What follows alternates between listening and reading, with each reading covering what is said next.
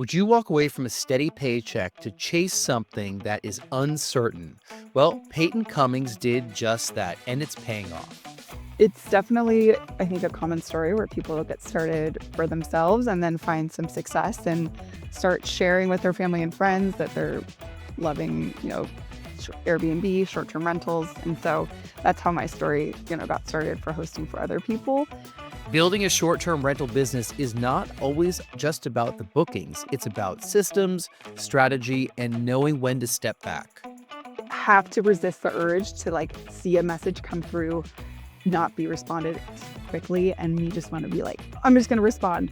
And actually, From managing guest messages 24/7 to building a team that almost runs itself, hear how Peyton shifted from the W-2 world into running her own profitable short-term rental company. at what point is there enough income coming in from the business that we can sustain our livelihood or make some small changes? I'm 31-time Airbnb superhost Jason Muth. I worked in the media business for over 25 years, and in 2016, I started building my Chapter 2 through short-term rentals. Since then, I've welcomed over 5,000 guests and their furry friends to our homes. We are here to show you how to create a smart stay. Now, let's hear from Peyton. All right, let's give a super warm welcome to Payton Cummings. Peyton, welcome to Smart Stay Show. Thanks for having me. I'm excited to be here. So, Rory, Payton is also in STR Secrets, where we've had a few guests of late, because we do think that we are, the best group of co-hosts and property owners and anyone related to short-term rentals in the biz. And I saw Payton talking on another podcast, also hosted, but whose podcast was that? Somebody else in the group, right? Yeah, it was Marissa's. Marissa's podcast. That's right. All right. And I said, all right, we got to get Payton on Smart Stay Show because uh, I loved hearing her story. I love hearing how you're building your business. Your properties are beautiful. And, it's just something that we want to introduce our audience to the work that you've been doing. So thank you for joining us. Payton, where are you based out of? I'm based in Seattle, Washington. Where have you been there? Yeah, you should probably turn your microphone on and tell how beautiful Seattle is. We'll wait till Rory gets his microphone all set up. Oh, yes, it's a beautiful place. There we go. All right. How many episodes in are we, Rory, that we don't know how to work our microphones yet anymore? Couple hundred. I think it's my keyboard that wasn't doing it, but in any event, we'll cut that part out. I don't know. I like having mistakes in here, right? Peyton, everything isn't perfect in the short-term rental world, is it? Absolutely not. But yeah, everybody should come visit Seattle and you can come stay in some of our properties. But it's beautiful year round, even though people say that it rains all the time. I promise it doesn't. It's actually January 21st and beautiful today. So that's an open invite to anybody, any of your listeners who want to come and experience Seattle. So is Stay Modern or all your properties in Washington? All of my properties are in Washington. Most of them are in Seattle or Seattle neighborhoods. And I do have a few properties that are in drive-to destinations on the water in some people are familiar with the San Juan Islands and are more like vacation rentals. Are those up toward the Olympic Peninsula, San Juan Islands, right? Kind of, yeah. It's about you can take a ferry. Some of them are a lot further. It's a huge area, beautiful place to see whales and just be on the water. It's really stunning. I went to Bainbridge Island once. Is that up that way? That's where I think that would actually more be considered Seattle. It's you have to take a ferry to it, but it's only You do, 30 yeah. minutes away from Seattle. So yeah, you'll have to come out and explore more, get a little bit further out and really get into the nature. So So we speak with hosts across the country and learn about the business that you're running. In your case, a co-hosting business as well. Do you own property yourself, Peyton? I do. I got started in this space through investing in my own short-term rentals. So my portfolio, I have 3 short-term rentals, 2 in Seattle, and then 1 in that like island area, Would-Be Island, that I was mentioning earlier. Right, it sounds very familiar. We too got into this, as well documented on this podcast, by being owners, and then somehow we parlayed that into doing some co-hosting just like you're doing. And I mean, I know you, Jason, you swore it off. You actually wanted to get into the space. We came from it from a real estate investment point of view, not necessarily a hospitality point of view. And that's where you got into the space. And it wasn't until you got involved with the short-term rental mastermind that you were finally persuaded to co-host. Yes, persuaded is probably the best way to put it. I think, I don't know what your experience is like, Peyton, but I was just surrounded by too many people that were super successful doing this both for themselves and for others. And I felt some strong peer pressure and some FOMO that I was missing something. Yeah, I mean, it's definitely, I think, a common story where people get started for themselves and then find some success and start sharing with their family and friends that they're loving, Airbnb, short-term rentals. And so that's how my story, got started for hosting for other people, um, about 3 years ago. And that's where it really kicked off Stay Modern Properties. So I started to host more for like family or friends or family, or, got the word out. And then has now kind of expanded to where I'm at today, where I have 17 other kind of co-hosted properties in my portfolio. 17. That's awesome. Are you still working full time, like in a W-2 job? I recently put in my notice. So I was my last day I think was October 1st, and that allowed me to go full time in this business and really um, focus on growing and scaling. Let's talk a bit about that. Like, what do you have a life partner? Are you married or someone that you kind of lean on? Back. Yeah. Yeah, I just got married actually in June. And so he has been along the journey with me of, I think, getting to the point where I was working a full-time job. Most recently was in management consulting. So was working a lot of like billable hours and on top of that, traveling a bunch, even like internationally, different time zones while trying to grow and maintain my co-hosting and short-term rental business. And so there were plenty of, like, near breaking points, where I was like, "Okay, I don't know if I can keep doing both," and definitely can't keep doing both well. And so that, uh, beginning of last year, I put a goal out to quit my W-2, by the end of 2024, and I just couldn't wait any longer, so October is as far as I could get, and, I think there's a lot that, it it was a I was surprised that it took as long as it did, but at the same time, I'm really, like, glad that it did take as long as it did because I think it built a lot of muscles, and I learned a lot, from being able to, like, do both at the same time. When you left your W-2 job, how many co-hosting properties did you have at the time? I was at 12, I believe, I mean, I had 1 or 2 kind of leads or so, going in that, but, I'd actually just one of my properties decided to, like, no longer host with me. So, it was actually a kind of a scary time a bit just to be like, "Okay, this I have a good solid portfolio, but I know that in order to make up my income that I was making my W-2, I'm gonna have to grow exponentially, and quickly over the next year, so that we can, um, have a solid income and, that, I in the past had this, it was my side hustle, so it wasn't like what I was fully depending on. I was able to invest a lot more of the profits back into the business. But now I was like, no, I have to pay myself, and this is important to, keep growing the business. So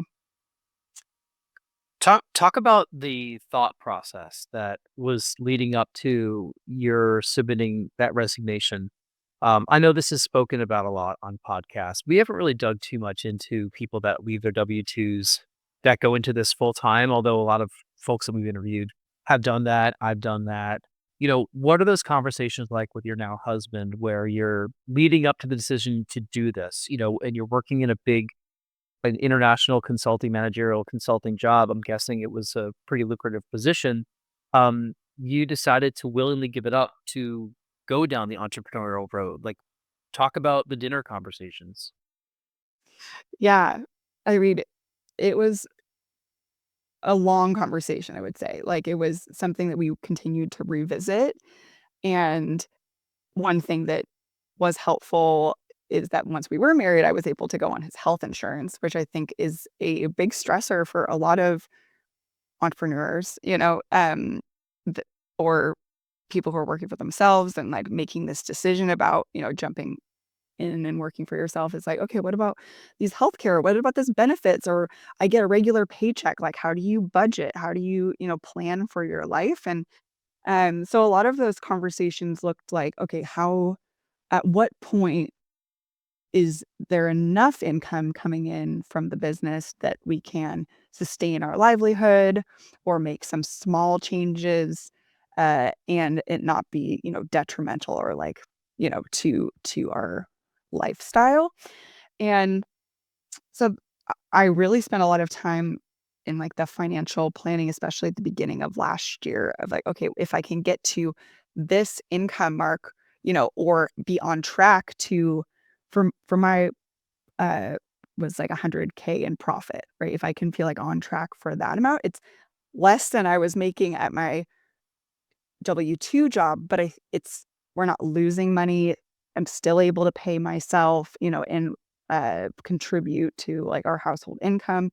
But it was that, and then I know, okay, like this is kind of the question mark area, is like, okay, if you're only working in your side hustle 15, 20 hours a week while you're working your other full-time job, like there is a little bit of a leap. Like you just have to bet on yourself that if you had 50 hours a week or plus, I mean, well, if you had a full time to work in your business, like would you be able to increase your income?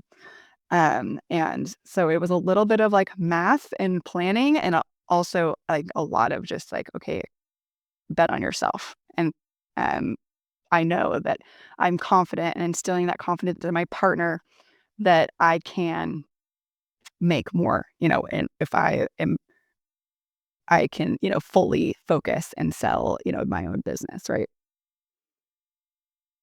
Uh, we had the same conversations Rory and I did. I mean, for probably the last couple years of my working in the media business, right? Like we'd talk about what if I could do this full time?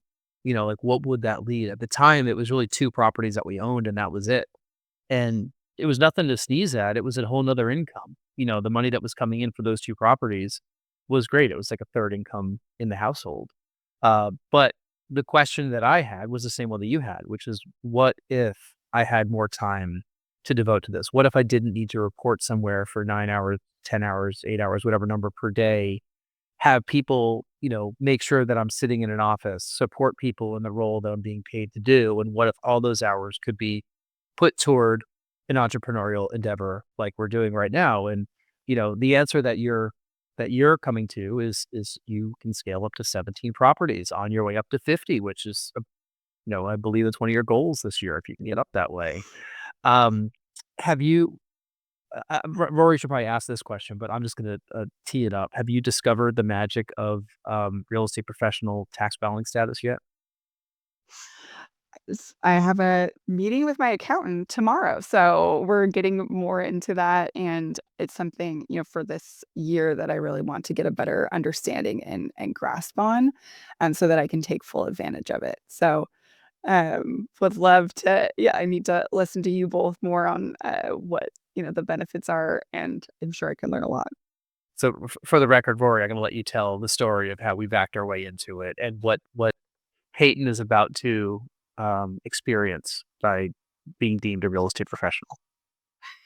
No, I mean, it allow having the real estate professional status allows you to use your depreciation and other losses in real estate against active income. Most people are capped in what they can write off against their active income, but so long as one spouse has real estate professional status, real estate professional status means that you're working most of your time on the real estate endeavor. Just what if you are, you take the losses, including depreciation, against the W-2 income of the other spouse, and it works out great. Something that we did, I wish we planned this in advance and sat down and charted this out, but we sort of backed into this, including bonus depreciation in our properties in a way that was really, really lucky.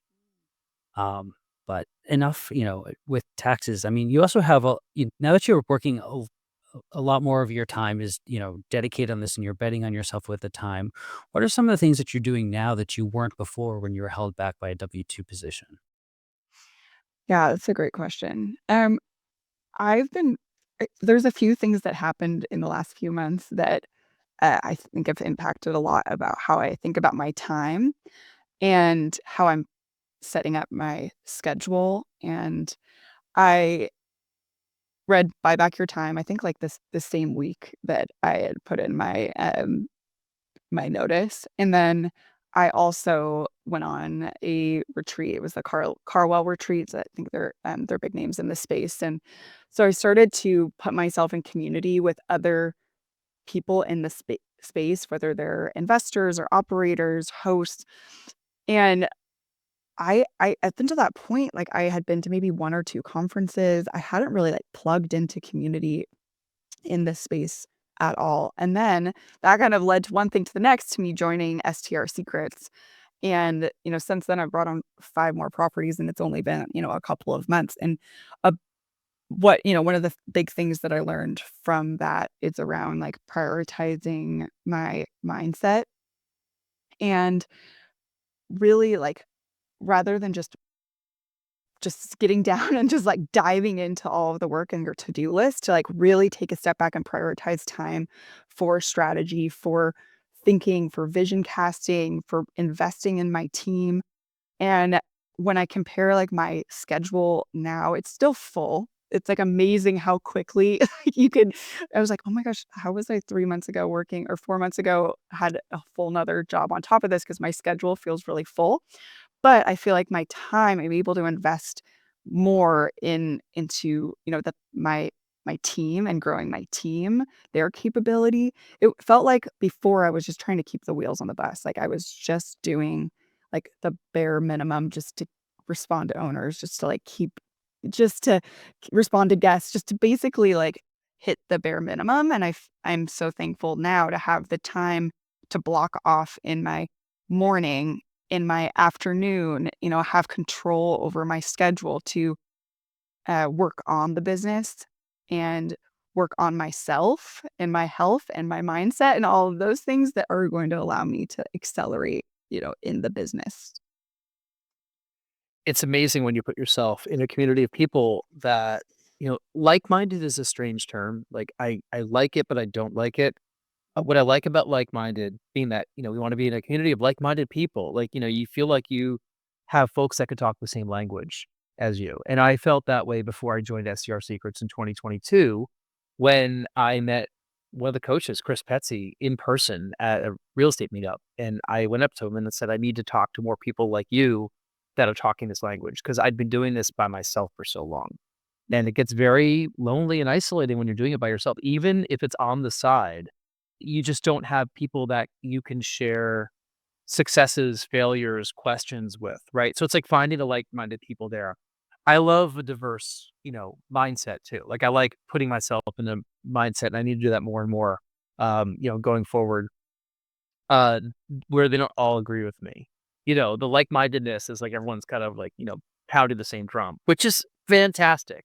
But sometimes it gets a little bit too culty. So like I want to make sure that I'm not, you know, blindly following lots of folks, but like I am in those same communities and I see so much value in doing that. And that's one of the first, if you're listening to this podcast, we have a lot of people listen that have their own property. They have one property. They just kind of want to do that while they're being a doctor or attorney or construction work, whatever it is.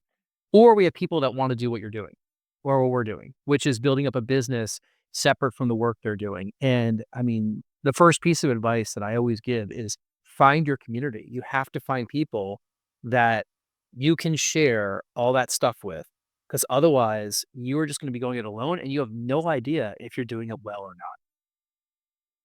Right. Yeah, I know the like-minded phrase is a bit different, because when I joined, I realized, I I always have describe myself as a dreamer, someone who, has big goals, who is confident and motivated, self-motivated, right? But I you've been in these rooms with other people who are thinking so much bigger than I've been thinking. So it's almost like getting into rooms with other people who are thinking bigger than you. And um it's been humbling and also just so motivating, inspiring to think bigger and for myself and for my family and really like stop some of those limiting beliefs that I was like, oh, I don't have I don't struggle with mindset. And then, wow, just really eye opening to think like my day to day, how, I have some self talk that is keeping me from being able to get to that next level.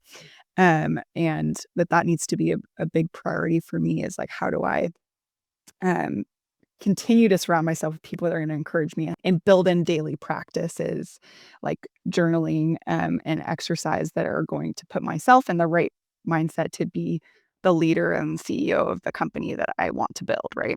So it's been super important. One huge challenge, whether it's, this or really any other small business, can relate. You don't know what you don't know if you're working by yourself. And I don't just mean things in the technical sense or technical tips on how to do things. You don't really know what's possible if you isolate yourself. And I say that from experience. It's a mistake that I've made. It's a mistake that I continue to make in my business, where I work on my business by myself and not connect with other people. So building this community, especially right out of the gate, I think is key and really opens up a lot of doors for you. What are some ways that you build relationships locally, in your markets? Like, how important is that? And what have you found to be successful as you develop, your boots on the ground? Yeah, I love that you asked this question because this is a focus for me this year and something that I've put into my plans for this year is getting more plugged into the local community and business community, not just with other short-term rental Airbnb hosts, but other people, vendors, business owners, entrepreneurs in that are local, right? Because we have to be in this together. And I'm so inspired by being with other entrepreneurs, business owners in this area. So I just joined like a local BNI group. I wasn't super familiar with that. Just to connect with other workers, like handyman, construction workers, plumbers. Like I want to know, what's the pulse of the local community. And so I've only joined one group so far, but I'm excited to keep showing up to those meetups. And then I also have on my, plans for this year to host a meetup. And again, I don't want it to necessarily just be focused on other short-term rental operators, but focus on other investors, other entrepreneurs in the community who are interested in working and growing together. And I also think it's an awesome opportunity to get people into one of my properties in my stays. So, they're there, they're thinking about, so stay modern. So it's not just about community, but I think it's also about brand exposure and working with other just connecting with other local business owners. So that's been super important. And then a few other just from like a networking standpoint that's been really important for me is connecting with other like builders, developers. That's is more like my target market for the type of clients that I'm working with are in that space. So finding, what new development is happening in the neighborhood, figuring out the business name, reaching out to them, like actively trying to connect with other real estate investors and developers in the Seattle area, and then sharing with them how it's worked or how, some successes from similar properties or similar clients that I have in my portfolio. Yeah, that's success. That's a really smart way to get additional success because if there's new developments going in, you never know what the intention is with that property. Are they going to sell the units off? Are they going to keep them and maybe short term rent them? They don't want to be the one co-hosting those properties themselves. That's where somebody like yourself could come in with good timing and say, "Hey, by the way, I can do this, and here's my revenue projection for what you can make on this property." Um, Let me pivot quickly to the guest experience. As we start to wrap up the episode, Uh, I'm sure that you started at the very beginning communicating with all your guests, meticulously writing responses back, right? How has that evolved to where you are right now? Do you still have your hand on some of the guest communication? And if so, like to what extent? How much automation are you using with the communications? And what do you still learn from communicating with guests? Yeah, in the beginning, I think every host is you're glued to your phone. You can't leave. You have to respond. You feel this immense pressure to, be on and respond immediately to every message. Uh, Thankfully, I was able to bring on a virtual assistant pretty early on in my but she's been with me for like 2.5 years, so, quite a while, and that was, I think, forced because I was working this W-2 job and traveling a lot, so, like, I needed somebody who's gonna be responding to guests. We do have built out uh, a lot of automations just from, like, a check-in process to even some responses are automated. We have automated, like, check-ins after they've like, just, How is it going? How are you?" Automated requesting reviews. So, some of those basics that I know that, you do and a lot of other hosts do. And then but up until now, I've, had one of my VAs work. I've only have one VA, but I'm hiring and bringing on another VA, which will alleviate my time even more and is very exciting so that my evenings or, some of those weekend evenings are going to be freed up and I won't have to pick up the slack in between shifts. So really excited about expanding my VA team. But once you do, are you gonna completely remove yourself from reading those messages that come in? I mean, it's tough, isn't it? It's so tough. Honestly, this is a big learning for me as I'm elevating my role to CEO and I need to be uh, growing this team. I have to resist the urge to like see a message come through, not be responded quickly, and me just want to be like, I'm just going to respond. And actually, I'll be vulnerable and share that like my VA, even our call on Monday, I leave an opportunity for her to like give me feedback or like, what do you need from me? And she was like, I need you to stop responding to messages. Like because she's like, it's confusing, I don't know if you're gonna respond or if I'm gonna respond. And I I was like, okay, yeah, I need to let go of the reins. And I don't think it means not overseeing guest communication, right? Like I don't think I'm to the point yet where I will fully like turn off all communication notifications. But I definitely need to not respond, right? And because honestly, they're better at responding and better at the customer service than I am. And I just feel this like need to just respond so quickly, versus, like, trust my team. So that's something I'm definitely working on. And then just overseeing general, like, if there's issues that come up, the my team doesn't know how to respond, then they can reach out, and ask me. But at this point, we've come into so many different scenarios that we have, like, plans in place to respond to most guest scenarios. It is hard. Peyton, it's very hard to turn those notifications off. And I actually had to ask one of the coaches in the group, I'm like, how do you do it? It's very much a cold turkey. It's like you just have to turn it off. And like you turn it off and I have not done this yet. So this is not like following my advice. But you have to turn it off for periods of time. It's like you're weaning yourself off it. So like for the period of time that like your lead VA is working, you turn the notification off. So therefore you can't be the one that responds first. And then eventually you get to turning them off, during the entire time that you're allowed to turn them off, according to the schedule that you've hired.